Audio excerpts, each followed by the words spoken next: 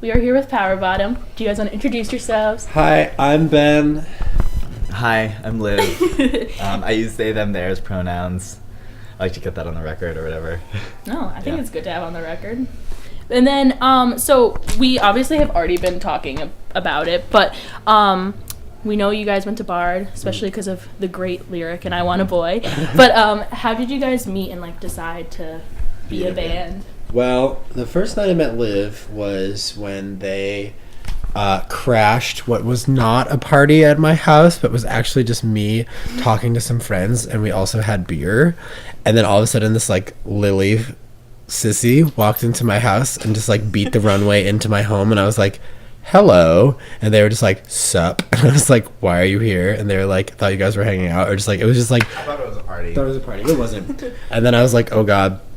But then, and I remember being very envious of Liv, because Liv was very like sort of like very like visibly queer, while I was still like very like repressed and like not repressed, but not openly identifying as queer and stuff like that. And then we sort of just became friends in a cursory way because Liv studied dance and I studied theater, so we were in the same building and sort of just like performing together a lot. And then I started to go see Liv's old band play a lot, and then I was like, I had never been in a band, but I like really, really, really wanted to be in a band, so I started teaching myself how to play guitar. And then coincidentally, there was a festival that was supposed to be a queer-fronted.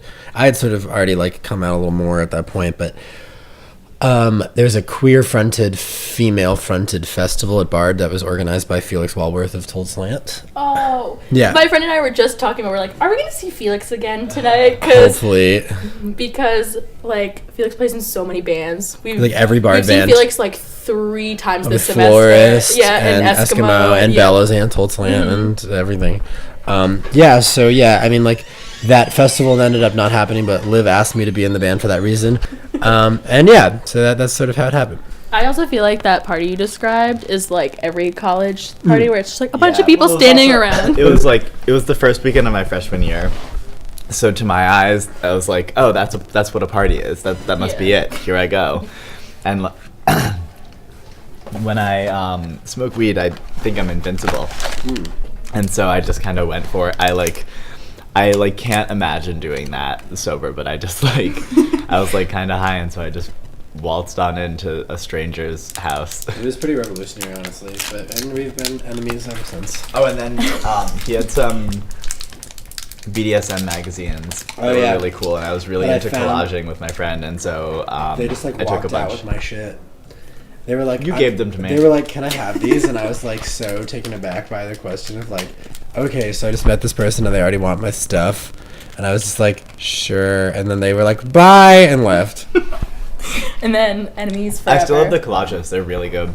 Why have I never seen them? They're at my parents' house. Oh. You should. That could go down in like Power Bottom history. It could. I know. Like if you guys ever had like a biography. Oh my god, no. But we've been naming our biographies a lot lately. What was it? Shit. Well, something to the effect of like, it's always like something, and I'm still here. The Power Bottom story, which is it's a reference to RuPaul's Drag Race. But for me, my biography these days would probably be like, why does my tongue feel weird? But I'm still here. At Power Bottom. I also like the like, and what they do next will shock you. Oh yeah, exactly. That's like we do need to have a behind the music. I want to have my biography is going to be a really long listicle. Yes. Like 150 things to know about Liv Bruce. No, like 260 shocking places Liv Bruce has slept, or like places, or I don't know what you're getting at. Exactly. So also I was just wondering, because obviously we just mentioned it, but are you guys like big supporters of the Bard music scene? Because like a lot of great bands have come out of it, or do you guys kind of tend to deviate from it? Oh yeah, I mean we're like very prototypical of the Bard music scene. I mean, I was so inspired by seeing epoch bands every week. I mean, I saw Bellows and Told Slant like every single time they would play at the Root Cellar, which is a venue at Bard, like every single time.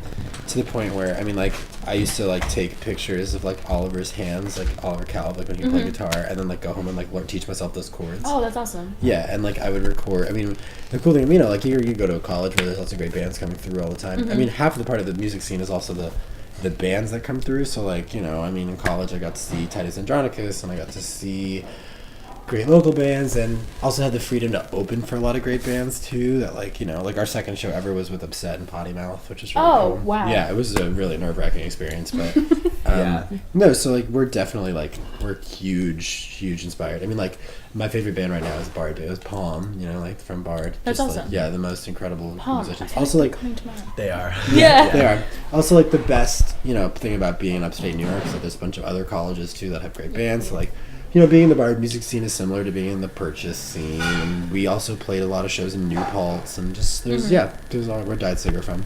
Awesome. And Ugly Cherries is, like, at least one of my favorite albums, like, of the year.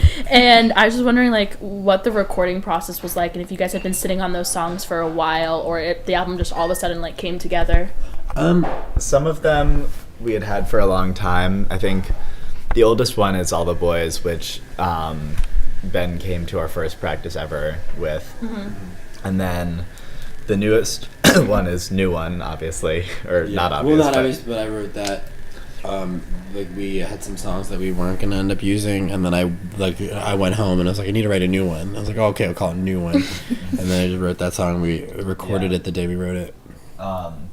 But yeah, and then in terms of the recording process, we were both living near Bard. Ben was a little farther north than I was, and then New Paltz is like 40 minutes south of Bard. And so we would commute to the recording studio every day for a week. I was in the rehearsal process for a play at that time, and so I would go to rehearsal for the play from like 10 a.m. to 1 or 2, and then everyone else in the play would do like, they would have a break then and then go until 5 once they got back, but I would like leave at the break and go to record. That's awesome. And then drive back home and do it all again the next day. It was a lot of car time. Yeah, but it was pretty intense. It was really like, fun. In terms of like recording, we met Chris Daly, who did our record. He also did Diet Cigs album, which is how we became friends with them.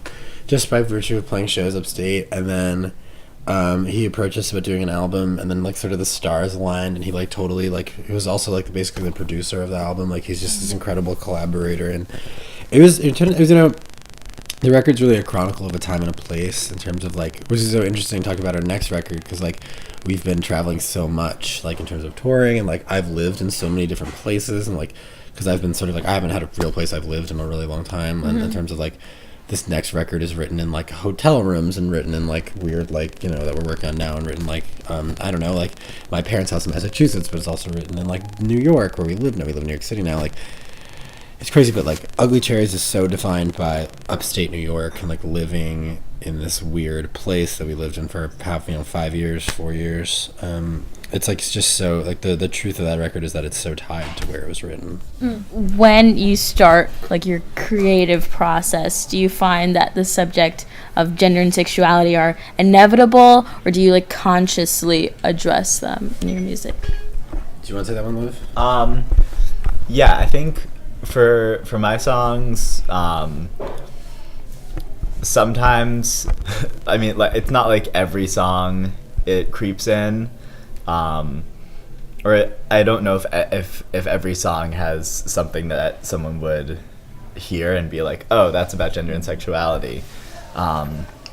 They are all kind of written by a queer person, so they all embody a queer perspective on life, but there are some that are more overt about it, such as I Want a Boy. And then like Serving Goffman, I consciously made about gender and stuff, because I came out as genderqueer the day before we started recording, and so that song had existed for a while, but it had lyrics that I hated and wasn't really anything I was that interested in. And so on the way to the studio in my car, I just kind of changed up the lyrics in my head for the whole first half of the song. The second half had been there forever and just made sense in a new way once I changed the first half. But then there's something like Carbs off of our like demo, or like Dairy Queen, that isn't as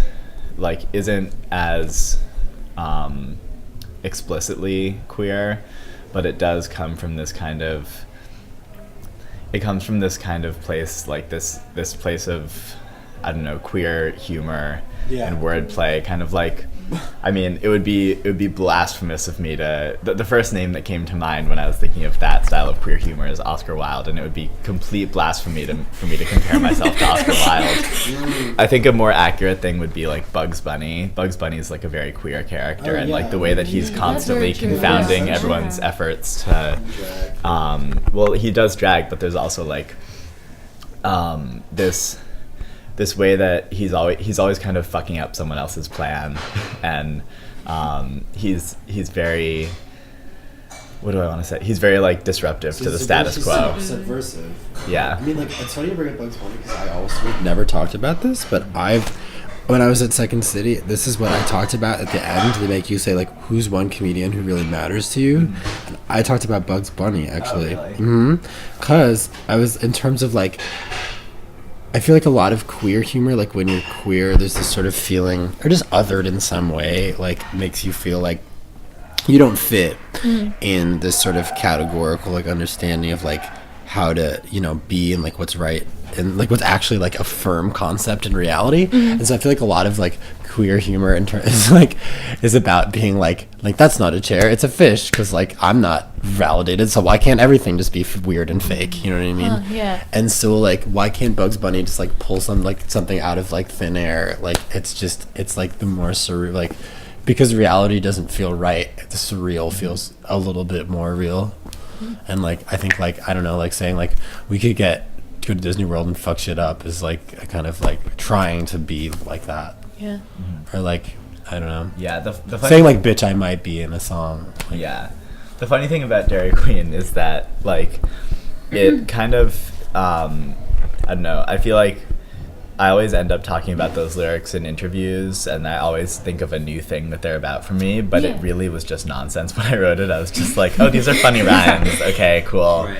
It was like the most kind of absent I was in a lyric writing thing. It was just like, oh, this is funny, and this rhymes with that, and it's also funny. But it's like almost that song is like so about like, it feels like our sense of humor together now that we've been in the car for so much time, like, because Dairy Queen is a song that we wrote really collaboratively. Like Liv started the guitar part, and then like I fleshed it out into a structure of like how to play the guitar, and then like we just pieced it together.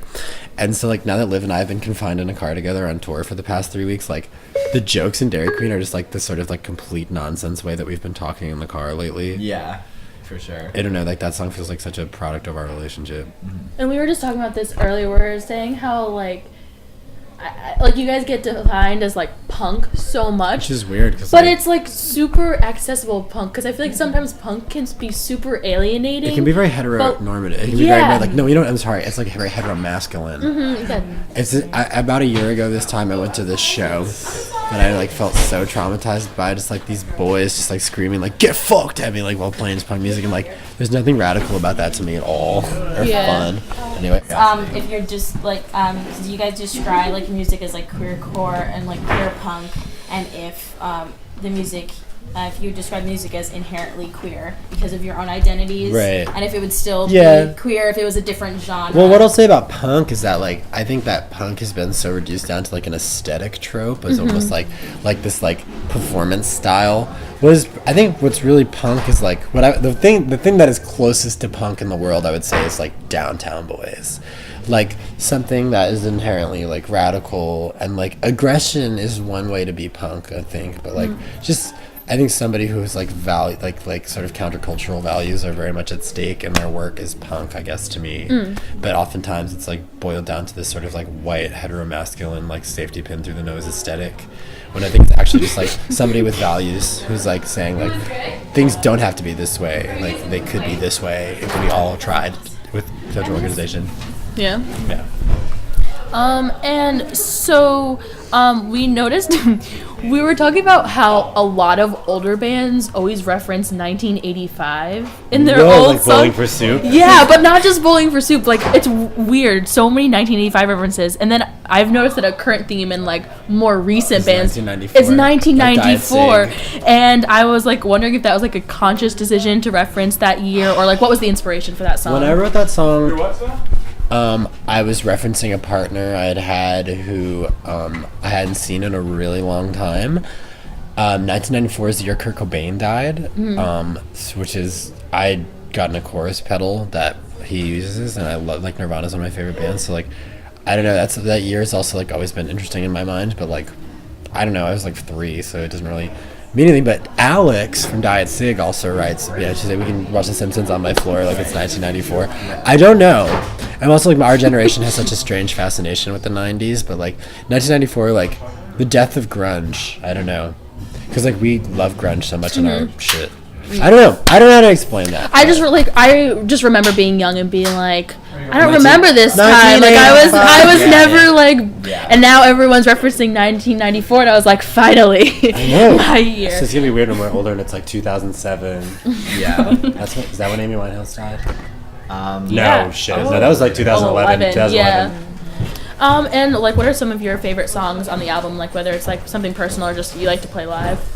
I love playing Ugly Cherries because it's what I find to be, like, fun to play as a guitarist. Like, playing guitar is, like, my favorite thing in the whole world. Like, I love that, and I love playing I Want a Boy just because there's something about the fact that was the first song I ever played on the drums, like, in a band. It's just, like, it's so, like, dumb as a box of rocks.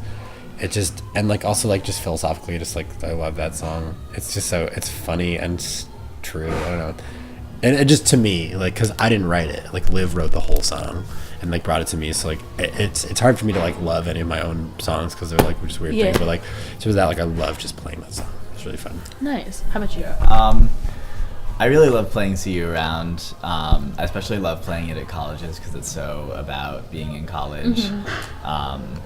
When you live in, like, I don't know, I think it's, like, that sort of thing can happen after any sort of breakup type thing, but especially in college, like, that, what kind of forced out that song was that this person who I had just had this weird, very mutually unfulfilling experience with was, he and I had all our classes in the same building, and so I saw him one day, and, like, he just looked really sad, and I wanted to talk to him about it, but I knew that it was better to keep my distance. And so I went home and wrote that song, and I texted him just to say, like, hey, I hope everything's okay, no need to respond to this, I just wanted to say, like, I hope everything's great. And he responded back instantly, and then we texted for a bit, and then he called me.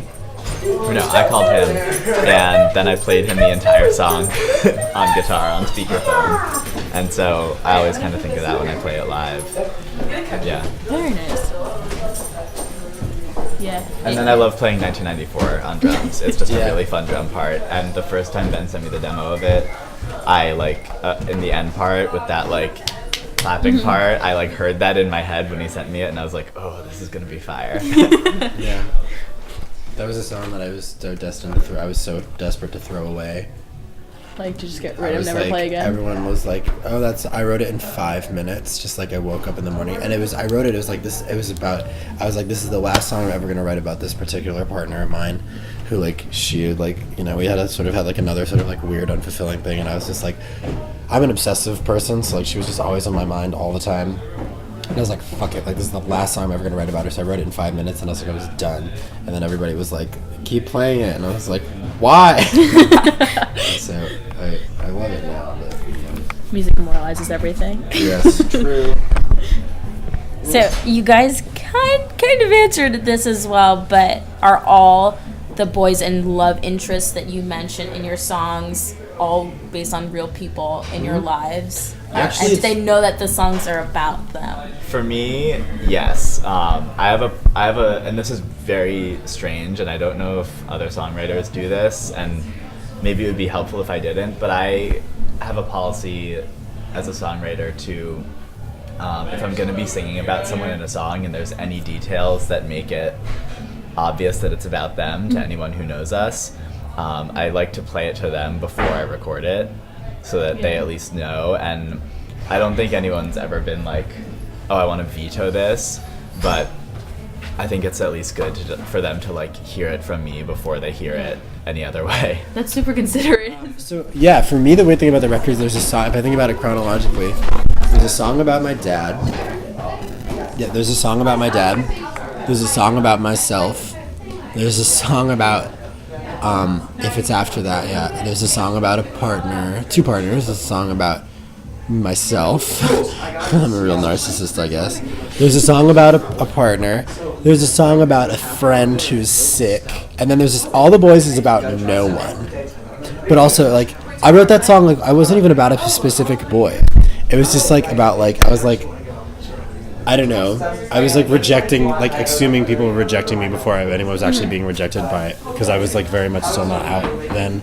And so I was kind of like, well, they don't like me at all. So, like, why do I even bother, like, trying to interact with them? It's like, yeah. So, like, I guess they're all about real people, but they're also all sort of just, like, figments of my imagination at the end of the day, I know. Yeah, and so, like, you already kind of covered that, so I'll just skip that. But you guys put on, like, really great live performances, and I was wondering, like, if your live shows are more, like, do you consider it, I guess, more like performance art or, like, kind of like true expressions of, like, who you are, and you guys are just putting it out there for, like, everyone to see? Yes to both of those. But yeah, I don't think, I mean, what we do doesn't, like, it doesn't look or sound or feel like what people expect when they hear the words performance art, but since that's what Ben and I both studied in college, we can't help but be, like, influenced by that mode of thought.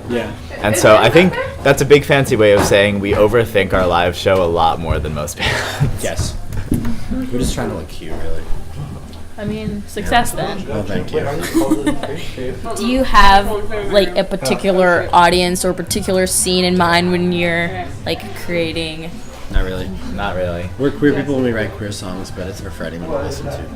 Yeah, and so, like, on multiple occasions, like, on social media and stuff, you got, like, you have, like, said that, like, come to our shows, wear whatever you want, like, express yourself, sing the lyrics, even if they're wrong lyrics. I was really happy. I run on social media. I really was about that last one. Because it's not about being perfect. You know what I mean? I hate that. I always have been so criticized by people who are like you have to get all the lyrics right every time when you're at a live show. It's like, fuck that. Like, just go have fun. Yeah. Like, whatever you, like, if you're not fucking with anyone else and you're creating a safe space, like, just do whatever you want to do. Like, wear whatever you want to, whatever makes you feel your fantasy, and, like, just go have fun. Like, and be respectful. And that's all you have to do. And I just don't, I've this, like, social order of, like, being, like, the most sexy, perfect person at a show is stupid. Like, be sloppy and fun. So long as you're not fucking anyone else's time up and you're being respectful of the space and the people you're around. And you just answered my question, because I was going to be like, why is that important to you? It's important because, like, that's how you have fun. Yeah. If as long as you're safe and respectful. Yeah. Motherfuckers. And you both sing, and you switch off on guitar and drums, and I know you said that, like, you just started, like... Oh, definitely. You'll see tonight. Well, I saw you at Cake Shop during CMJ. Right. And I, like... You both go the fuck off when playing drums. Like, especially, like, I was like, I'm pretty sure Ben's gonna break the drums now. I usually do break the drums. My sister once said it the best. My sister comes to a lot of our shows, and she said once that Ben always looks like he's about to explode. I usually feel like I'm going to. I'm also going to totally wear that beer helmet tonight. That's a good choice. Yeah. And I was just wondering, like, do you guys... How do you decide who has, like, reign over lead vocals and guitar? And is it whoever wrote that individual song? Or usually the rule of thumb with our lyrics is that whoever is singing wrote the lyrics, and then usually the person who makes up the lyrics also makes up the melody, but sometimes it gets more complicated than that. Like Dairy Queen, like, I started the lyrics and the guitar part, or like the chords, and then as I kept writing the lyrics, like, Ben was like, oh, like, what if I play guitar and you play drums on it? Or like West Texas, that vocal line was originally over a different melody, and then we started jamming on what became the actual chord structure for the song, and I was like, oh, let's put that West Texas thing over this. Yeah, it's a lot of cutting and pasting, but, like, it's always sort of changing. We also have songs where I play bass now too, and Liv plays drums. We have a song that I play bass on and Liv plays guitar, so, like, it's just all up, and it's all fucking chaos. And we love the glitter. We're very Big fan, inspired by the glitter. Well, thank you. And we're just, like, wondering how that started, and how do you ever get it off of yourself? Duct tape. Put a piece of duct tape around your hand and go like that. Lightly, it all comes off. Oh. Yeah, it'll come off easy. I don't know how I started doing that. It was just shiny and I like it. Well, like I also am inspired by a lot of drag queens, so just glitter fixes everything. Yeah. I have really shitty acne, so like putting glitter over it makes I me feel feel. better, you know. Damn. It's a very glamorous way to hide acne. Glitter, yeah. And you guys have been touring with killer people like Mitski and the kids. And what have you learned from being on tour with them, or just your friends like in general who you've? We learned everything Play from music. our friends, I would say. I think that I have personally learned lots of like weird things about playing guitar, but I also have learned that like even when an audience seems dead and not into it, it's not your job to be afraid. It's like your job to be like giving always. And like Diet Sig touring with them, like Alex can never Alex goes hard at every single show no matter where it is. And I like learned so much about just like that bravery from them and from Mitski too, and just like I don't know, like from everyone it's really all about different kinds of bravery.